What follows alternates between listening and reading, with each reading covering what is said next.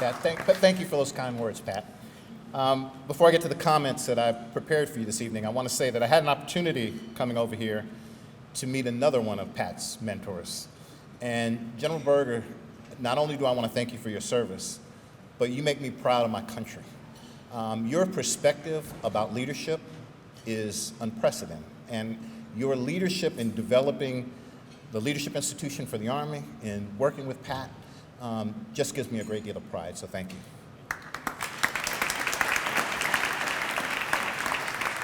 So I'm honored to stand here before you this evening and applaud your accomplishments, Mandela Washington Fellows. But before I do, let me say that I want to give my thanks and congratulations to the Presidential Precinct. It stands as a monument to the courage and the talent and the leadership that you fellows represent. And while the work is perennially important, at this moment in world history, it's never been more necessary. The leadership challenges we face today are reminiscent of the challenges we faced in the shadow of World War II, when totalitarianism, bigotry, and xenophobia held regions of the world firmly in their grasp, threatening the rest if we failed to act. Today, we stand at a similar precipice. We see attacks on democratic institutions and democratic values. And those attacks have given rise to a dangerous set of populist beliefs and ideologies. Those narrow views and policies do not serve the interests and the needs of the vast majority of social and economic and political support, and can take an uneven toll on those trapped in the margins of our society. We stand at a precipice when climate change, food and water scarcity, attacks on fundamental human rights and social justice are threatening all of us. These combined effects could suggest a dark and despairing future. But you stand, Washington Mandela Fellows, at the dividing point between here and there. If you take the lessons of the lived and living essence of history, and you take the mantle of leadership, then there's much reason to hope. Tonight, I want to share with you my vision for the type of leadership it will take to address the challenges that we face together. The challenge of the 21st century and 21st century leadership is to lean into the headwinds, armed with the commitment, bringing the widest range of voices into your leadership decisions. Holding this commitment front and center will allow you to be innovative, equitable, and transformative in your leadership. As leaders, you must solicit and incorporate the widest range of views and ideas, inputs, thinking beyond caste, class, and gender. We must actively seek out in our leadership teams, our leadership ideology, and our leadership decision-making perspectives that push us beyond the limits of our own experiences and help us address the problems that we face. The interconnectedness of the world, the economy, the environment have eliminated national boundaries. An unjust and illegal war in Ukraine contributes to famine on the African continent. A disease outbreak in Asia can create a worldwide pandemic. And the crash of an economy in Europe can create a global recession. Access to food, water, education, equality of women, the elimination of homophobia, and an increase in access to information, in addition to human rights and social and economic justice, are no longer problems limited to single continents or countries. They are problems for our entire world. In the 21st century, there are no longer South African problems, Ghanaian problems, or Nigerian problems. There are no longer African problems. There are only problems that we must all adopt as our own. As global challenges, these links have always been apparent. As a young student in the 70s and 80s, I was involved in the struggle against apartheid in South Africa. It was my belief then, as it is my belief now, that until we began the journey towards human rights in South Africa, we could not truly begin a journey towards human rights in Asia, in Europe, in North America, or in the world. Today, more than ever, I continue to believe that the challenges facing the African continent and the solutions we devise to address those problems will provide solutions for the planet. Africa is the cradle of humankind. Africa must be the cradle of our humanity as well. Look around this room. This is what 21st century leadership looks like. It's all of you.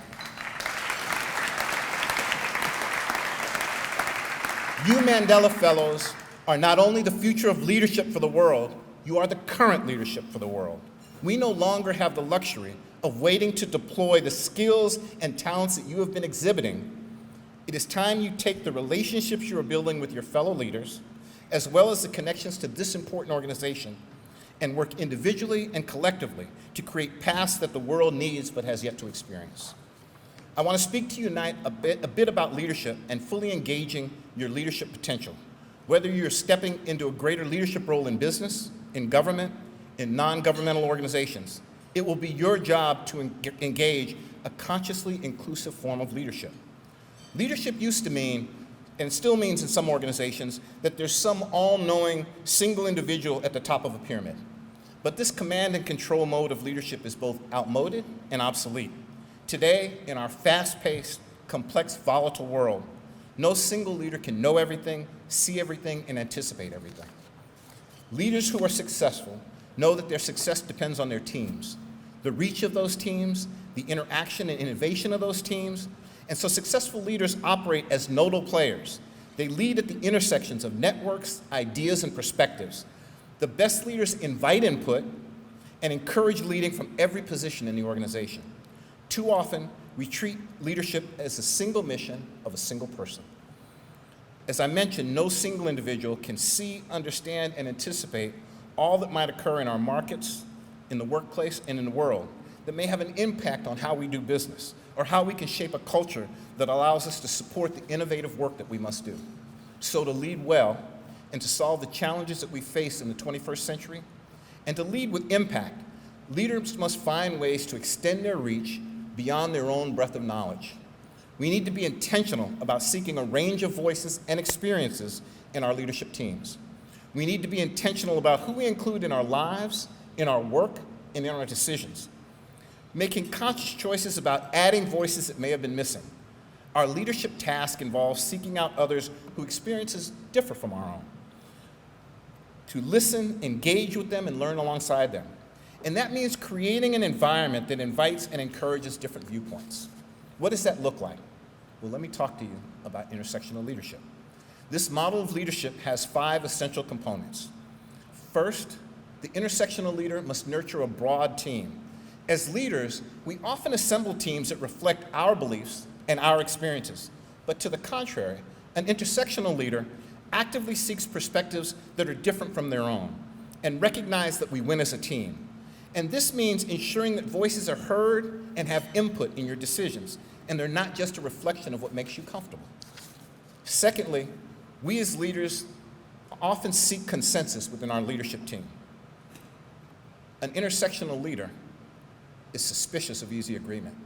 Isn't it wonderful when everybody seems to be on the same page and everything seems to be going smoothly? That's precisely when your antenna should go up.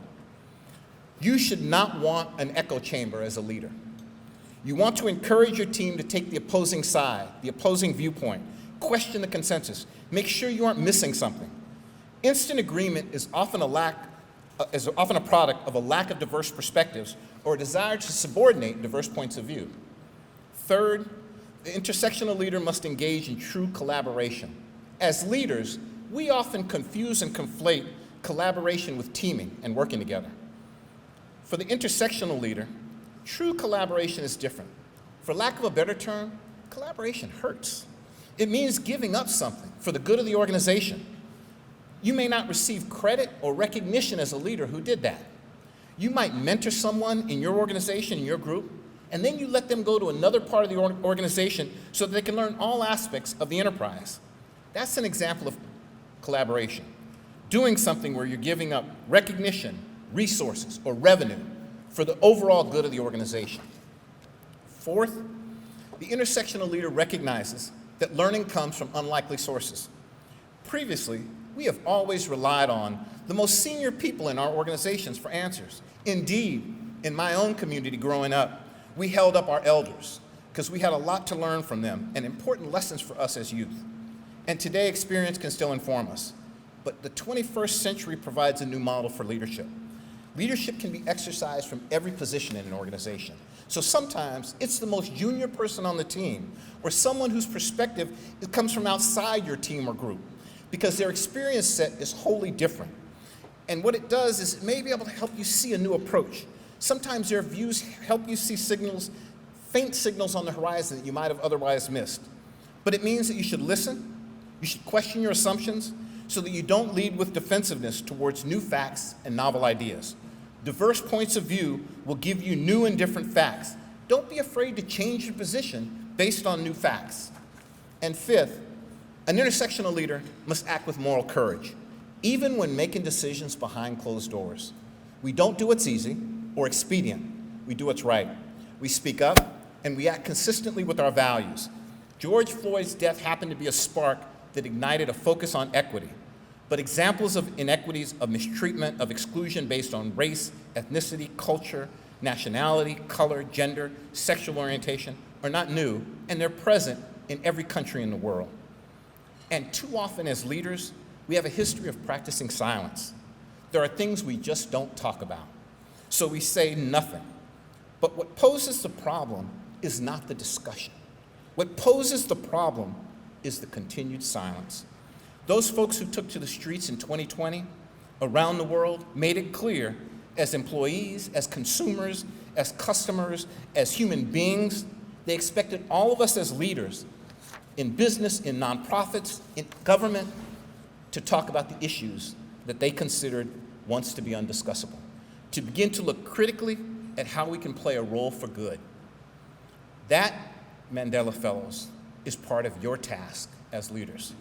I'm asking you as leaders tonight to get comfortable being uncomfortable. I'm asking you to be the hope that we need you to be, to step into the breach, to be innovative in the face of old practices, to be equitable in the face of privilege, and to be transformative in the face of efforts to draw us back within our nationalist boundaries. We are counting on you. We are blessed to have you, and we are excited to see where you will take us. I want to say to you, I learned a lot from you in your Ignite speeches today. You gave me faith, and you renewed my sense of hope for the future. I want to congratulate you on your graduation tonight from Presidential Precinct. I want to commend you on the relationships that I've seen you draw with one another, and I want to tell you, we're all waiting to see where you go from here. So as I close tonight, let me say to you, notwithstanding the fact that we stand at a precipice tonight, you bring us all hope. You bring us all a sense of the promise, and you bring us all a sense of the future. Thank you, and congratulations.